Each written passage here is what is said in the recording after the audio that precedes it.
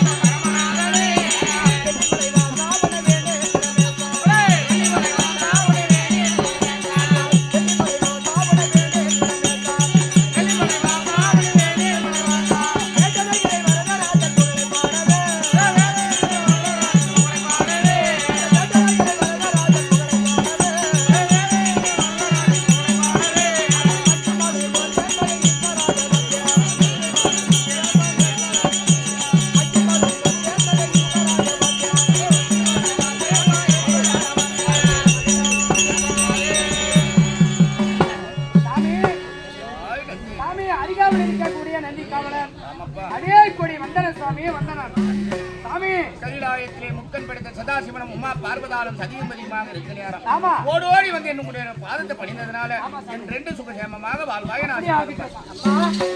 அம்மா சத்திய மகா சத்தியே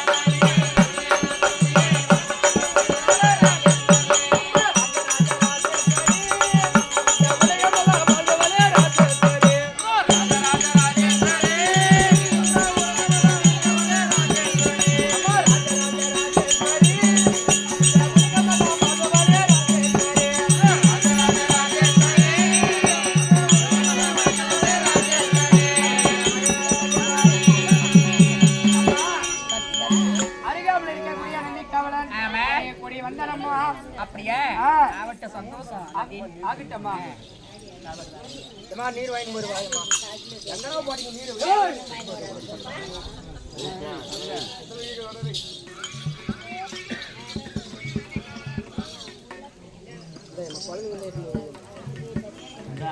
குழந்தைங்களெல்லாம் கொஞ்சம் தூங்கக்கூடாது பார்த்துக்கோங்க.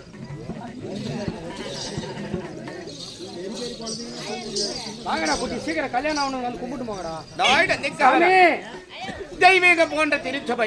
இந்த திருச்சபை முன்பாக நான் வருகிற நேரம் நான் யாரு, என்னுடைய பெயர் என்ன, யாராகில விளக்கம் சாமி சொன்னால் தெரியும் சாமி. சாமி நான் யார் என்பது விளக்கமா சொல்றேன், அது கவனமா கேள்றேன். அப்படி ஆகட்டும். கைலாச வாசாரீதோ வந்தே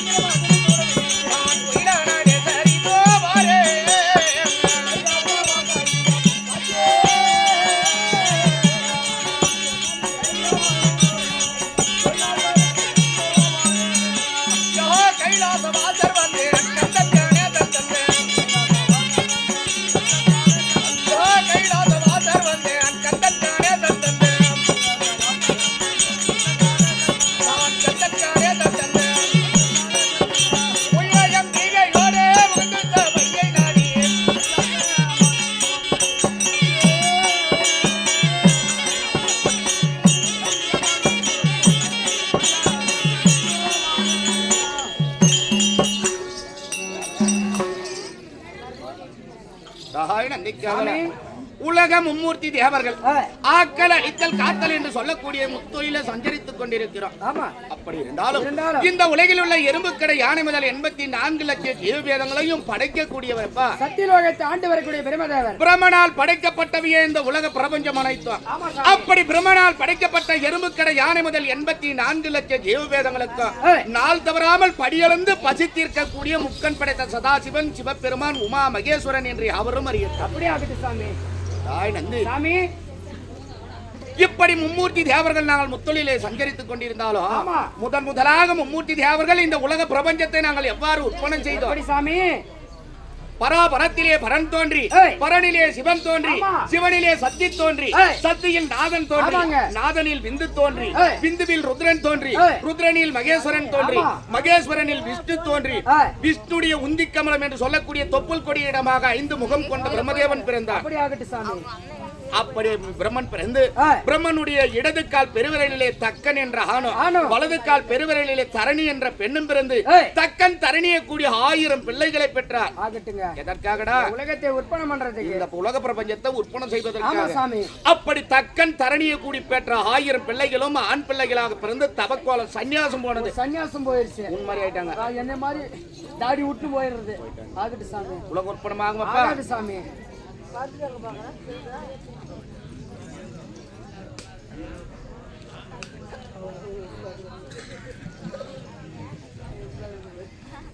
சுகோஜியும் ஆறுயிர் அன்பராக வைத்த வினோத் தன்னவர் கொடுக்கப்பட்ட அன்பு காணிக்கை.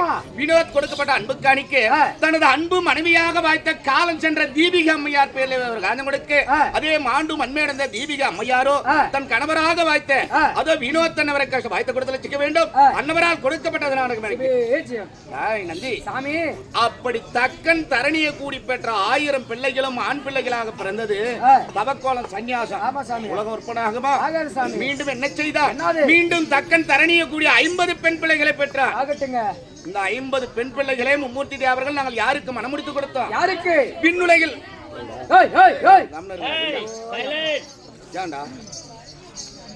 கதையே கேக்குறீங்க? சொல்லாண்டா கதா கதரை ராஜிரிங்க இங்கே தான் நடக்குது. எனக்கு கால் மனுஷன் போயிருந்தப்ப நான் பக்கம் பேசாதே இருக்கு ஐயா. அமைதியா இருந்தா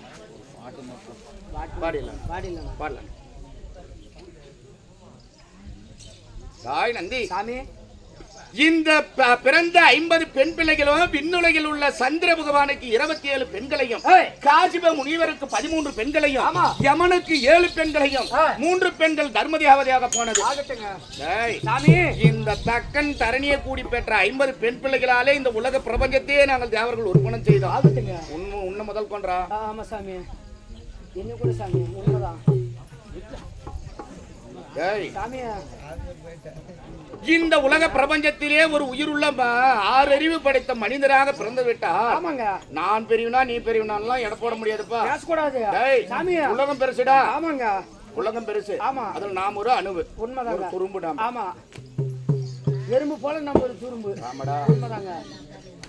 உயிருள்ள ஜீவராசியில எறும்புக்கும் என்ன போட முடியாது. உண்மைதாங்க. உன்னை எறும்புகிட்டே எடை போடக்கூடாது. ஆமா சாமியா. எறும்புக்குன்னா கூட பாவம் பார்த்து 4 அரிசி வாரி போட உனக்கு யாரா வாரி போடுறான்? போட்டுக்கிறாங்க சாமியா.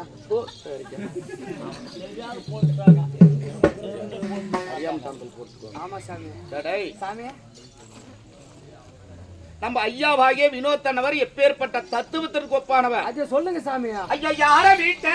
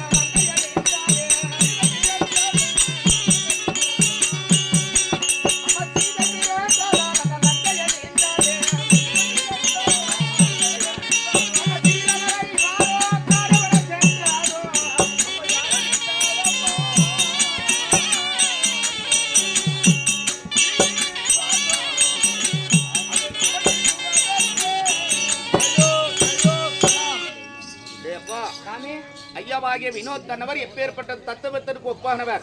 இறப்பவர்க்கு இனியா கை இனிய சொல் கேளா காது, திருப்பதி மெரியா பாத சிவனடி வணங்கா சென்னி.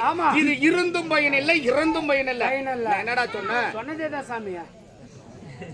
ஏன்னா சாமி சொல்ற நாம் சொன்ன மாதிரி இருக்குதா, அதனால சொல்லக்கூடாது சாமியா.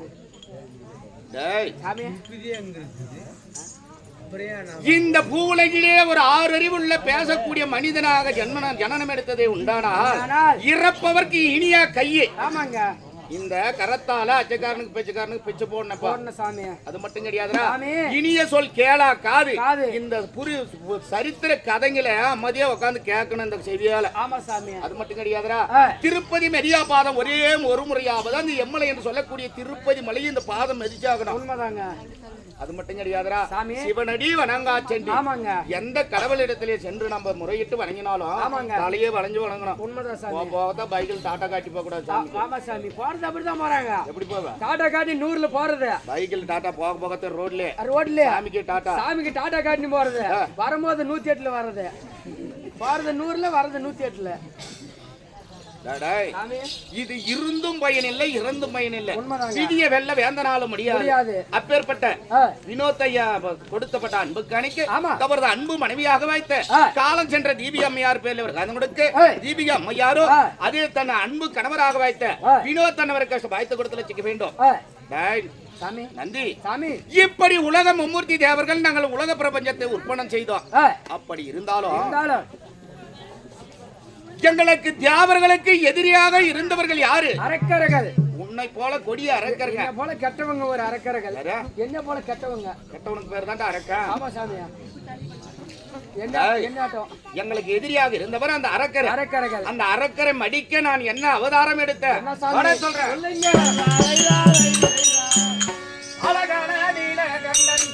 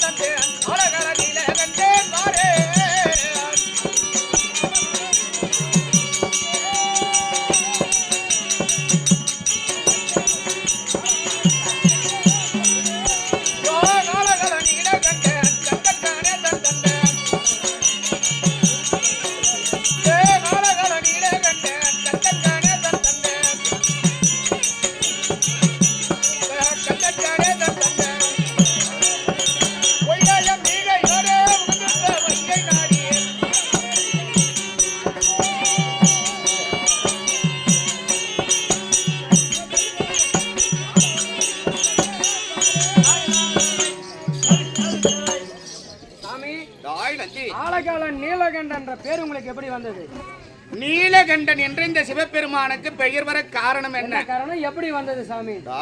சாமி, எங்களுக்கு எதிரியான இருந்தவர்கள் அரக்கர்கள். அரக்கர்களிடத்திலே எத்தனை முறை யாவர்கள் எதிர்த்து சண்டை செய்தாலும் வெற்றி காண முடியல, தோல்வியே மிஞ்சியது. அப்படி அரக்கரை மடிக்கணும், தேவர் குலம் ஓங்கணும். அப்படி ஓங்க வேண்டும் என்றால் தேவர்களை 5 கிரகங்கள் அணுகக்கூடாது. நரை திரை பிணி மூப்பு சாக்காடு என்ற 5 கிரகங்கள் அணுகக்கூடாது. இந்த 5 கிரகங்களை அணுகாமல் இருக்க வேண்டும் என்றால் தேவர்கள் கடலை கடைந்து கடலிலே கிடைக்கக்கூடிய தேவாமிர்தத்தை புசிக்கணும். அந்த எண்ணத்தினால நாங்கள் என்ன செய்தோம்? கடலை கடைய நாங்கள் தேவர்கள் ஆலோசனை செய்தோம். ஆலோசனை செய்கிற நேரம் தியாவர்களால் மட்டும் கடலை கடைய முடியாது. பாத்திரத்திலேயே கடைஞ்சுங்க, சாமானத்திலேயே கடைஞ்சுங்க. திருப்பார் கடலையே ஒரு பால் பாத்திரமாகவும், மகுமேரிகிரி என்று சொல்லக்கூடிய இமயமலையே ஒரு மத்தாகவும், அதன் ஒரு வாசி என்று சொல்லக்கூடிய பாம்பை சாம்பு கயிறாக அணிந்து கடலை கடையணும், அதிமதுரை செய்யணும். கடலையே கடைஞ்சுங்க. ஏண்டா உனக்கு சந்தேகம்? சாமி, எங்க அம்மா கொள்ளு பருப்பு போட்டுதான் கடைஞ்சு கிடக்குறா.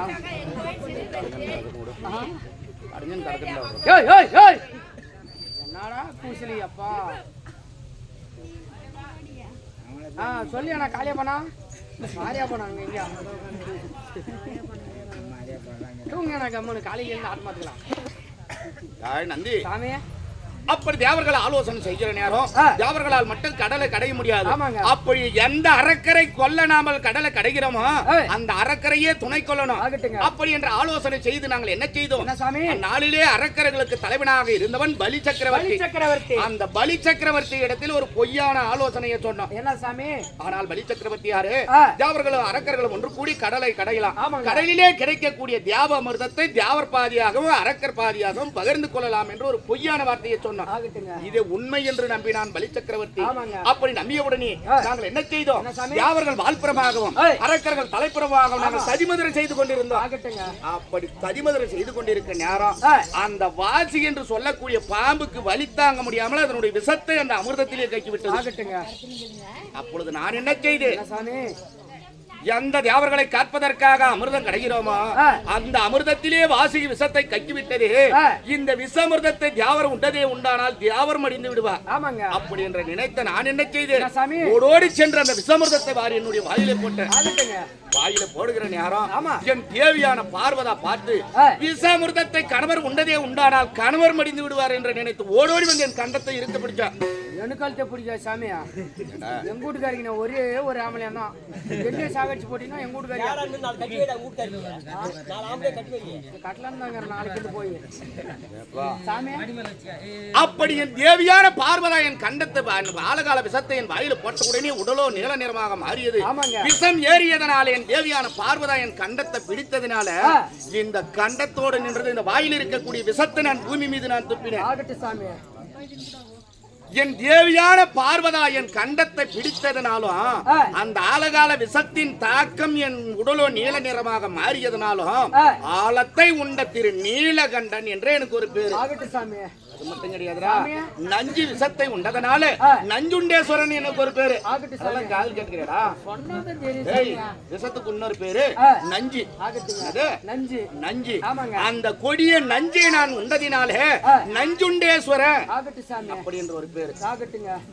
ஆதி நாளையிலே என் தேவியான பார்வதா என் கண்டத்தை பிடித்ததுனால இந்த பூவுலகில் உள்ள ஆண் மக்களுக்கு அனைவருக்கும் இந்த கண்டம் உண்டு. ஓ, ஆம்பளைங்களுக்கு மட்டும் இந்த கண்டம் மட்டும் தான் அந்த கண்டம் இருக்கா? அப்ப பெண்மணிக்கு கிடையாது. பொம்பளைங்களுக்கு இல்லையா? இல்லடான்றா. நாளைக்கு போய் எங்க வீட்டுக்காரத்தை புடிச்சு பாக்குறது இவங்க நான் நினைச்சேன் புடிச்சு பாத்துருவோம் நினைச்சேன். போய் புடிச்சு பார்த்தாலும் இல்லப்பா. ஆகட்டு சாமி, விளையாடுறதுக்கு போயிரும் பஸ் சிக்காத. பொம்பளைங்களுக்கு கிடையாதுடா, ஆம்பளைங்களுக்கு மட்டும்தான் இந்த கண்டம். அது மட்டும் கிடையாது. மேலும் சொல்றேன், திருட்டு கூத்தாடி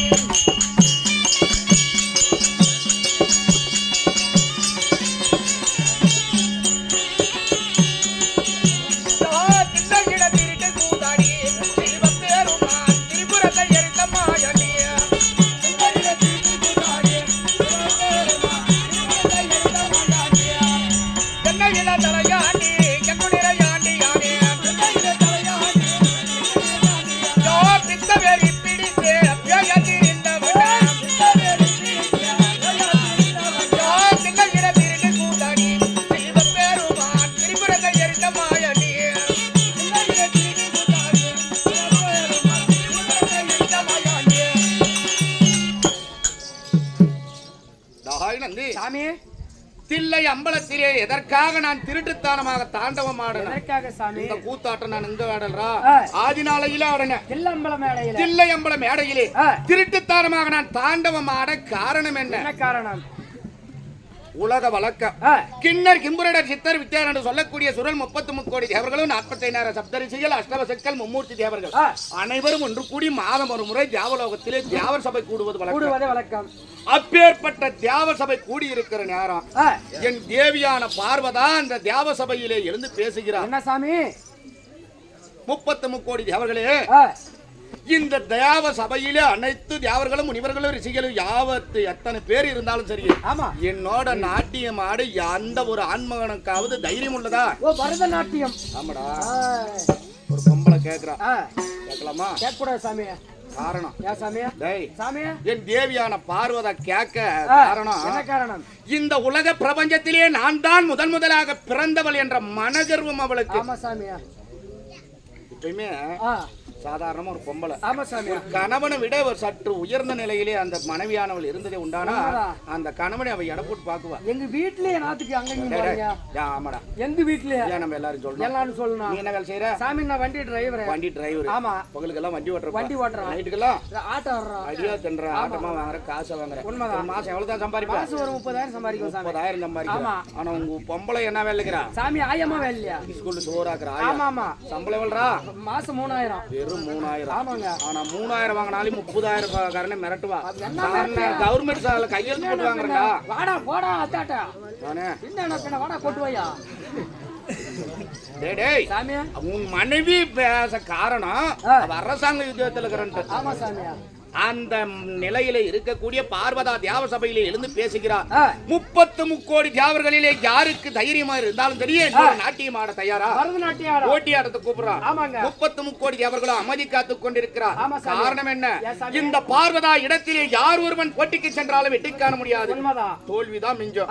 அவகிட்ட பங்க போறதோட நம்ம அமைதியா இருக்கிறதே மேலு. அப்படி என்ற அனைவரும் அமைதி காத்துக் கொண்டிருக்கிற நேரம் நான் எழுந்து அடியே பார்வதா எவ்வளவு உனக்கு மன அழுத்தம் இருந்தா 33 கோடி தேவர சபையிலே எந்த ஆண்மகனுக்காவது தைரியம் என்று கேட்கிறாயே உன்னோட ஆட்டாட நாரடி நீ ரெடியா அப்படின்னு நான் கேட்டேன்டா. நீ கேக்குறீங்க உன்னோட போட்டி ஆட்டாட நாரடி. ஆமா நானும் ஒரு ஜம்பத்துக்கு தாண்டா கொண்டு சொல்லிட்டீங்க. எனக்கு நாட்டத்து மேல நாட்டம் கிடையாது. ஆட்டம் என்னன்னு எனக்கு தெரியாது. அப்படி ஒருவருக்கு ஒருவர் போட்டியிட்டபடி நாங்கள் நாட்டியம் ஆடிய இடம் எங்கே? தில்லை என்று சொல்லக்கூடிய அம்பல மேடையிலே இருவரும் பரதநாட்டியம் ஆடினோம் ஆடிக்கொண்டே இருந்தோம். வெற்றி தோல்வி என்பது கிடையாது. இருவரும் சரிசமமாகவே ஆடிக்கொண்டிருக்கிறோம். பயம் நெஞ்சில எப்படி ஆகிய இந்த பார்வதா இடத்திலே இந்த சிவனா தோல்வியை அழிவதை உண்டானோ உலக நிந்தனைக்கு ஆளாகும். கேவலம் பேச என்ன சொல்லும் உலகம்? சாமி கேவலம் பேசுவோம். கொண்டாடிக்கிட்டு தோத்துட்டாரு உலக கடவுள். மும்மூர்த்தியிலே முதல் மூர்த்தின்னு சொல்றாங்க. பொம்பளை கட்ட ஆட்ட ஆட முடியலையா? மனசுல ஒரு பையன் இருந்தாலும் பரதநாட்டியம் ஆடிக்கொண்டே நான் யோசித்தேன். எப்படி ஆகிலும் இந்த பார்வதாலை வஞ்சிக்க வேண்டும் என்று நினைத்த நான் என்ன செய்தேன்? பரதநாட்டியம் ஆடிக்கொண்டு என் காதில் இருக்கக்கூடிய குண்டலத்தை கீழே அந்து விழும்படியாக செய்தேன். அப்படி விழுந்த குண்டலத்தை மீண்டும் என்ன செய்தேன்? ஒரு காலிலே நாட்டியம் ஆடிக்கொண்டு மற்றொரு காலிலே எடுத்து என்னுடைய காதல மாட்டிட்டீங்க மேல தூக்கி. ஆமாடா அதை போல பார்வதா கையில ஆட முடியாது சாமி. காரணம் ஒரு 1000 பேர்ல ஒரு ஆம்பளை கூட காலை தூக்கி ஆடலாம். ஆனா ஒரு பெண்மணி ஆட முடியாது சாமி. இந்த சதுரான சபையிலே ஒரு ஆண்மகன் காலை தூக்கி எப்படின்னா ஆடலாம். ஒரு பெண்மணி ஆனவள ஆட முடியாது. அபயத்துக்கு பங்கம். உண்மைதாங்க. அப்படி நான் பார்வதா இடத்திலே நயமாக தாண்டவம் ஆடியதற்காக எனக்கு என்னடா பேரு? தில்லை அம்பல நடராஜர் என்று எனக்கு ஒரு பேரு. நடராஜரை பாத்துக்கிறியாடா? நேர்ல பாக்கறனால சீன்ல பாத்தனங்க. அவரே நான். நீனே அவரு. ஆமாங்க. இப்படி என்னுடைய லீலைகளை சொல்லிக் கொண்டு போனால் எத்தனையோ சொல்லிக் கொண்டிருக்கலாம். இருந்தாலும் என்னுடைய வழக்கம் இந்த உலகில் உள்ள எறும்புக்கடை யானை முதல் 84 லட்சம் ஜீவவேதங்களுக்கு நாள் தவறாமல் படியிலிருந்து பசித்திருப்பது வழக்கம். அதனால உலக மக்களுக்கு நான் படியளக்க போகணும். அந்த புறத்திலே பார்வதால அழைத்து அவளிடத்திலே விடவாங்கிக் கொண்டு உலக மக்களுக்கு நான் படியளக்க போகணும். எங்க போற நீ? கூட்டுக்காரி கேட்டா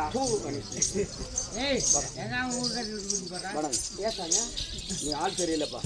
நீ வேணா உங்க பொம்பளை விட்டு பொம்பளை அப்படி ஆகுது.